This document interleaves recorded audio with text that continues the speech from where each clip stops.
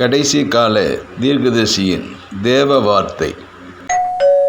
நெடுங்காலமாய் காத்திருக்குதல் இருதயத்தை இளைக்க பண்ணும்.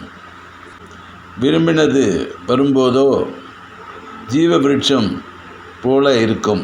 நீதிமொழிகள் 13:12.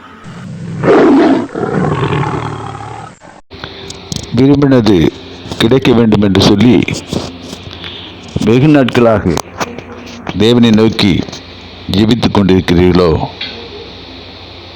நீங்கள் விரும்பினது வரும். ஒருவன் 38 வருட காலமாக தான் விரும்பினது வரும் என்று சொல்லி, தனக்கு சுகம் கிடைக்கும் என்று சொல்லி காத்திருந்தான்.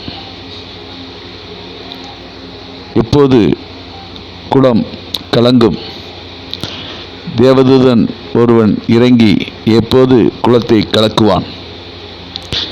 முந்தி இறங்கினால் சுகம் கிடைக்கும், விரும்பினது கிடைக்கும் என்று சொல்லி காத்திருந்தான். 38 வருடமாக காத்திருந்தான். ஆனால் குளம் கலங்கும் போதெல்லாம் அவனால் ஓடி குளத்திலே முந்தி இறங்க முடியவில்லை. 38 வருடமாக இதே போராட்டம்தான். காத்திருந்து காத்திருந்து சோர்ந்து போனான். அவன் காத்திருப்பதை தேவன் கண்டார். தேவன் இறங்கினார். அவனை நோக்கி வந்தார். அவன் விரும்பினதை ஆண்டவர் அவனுக்கு கொடுத்து அவனை ஆசீர்வதித்தான். அவனுடைய துக்க நிலைமை மாறினது. வேண்டினது விரும்பினது வந்தது.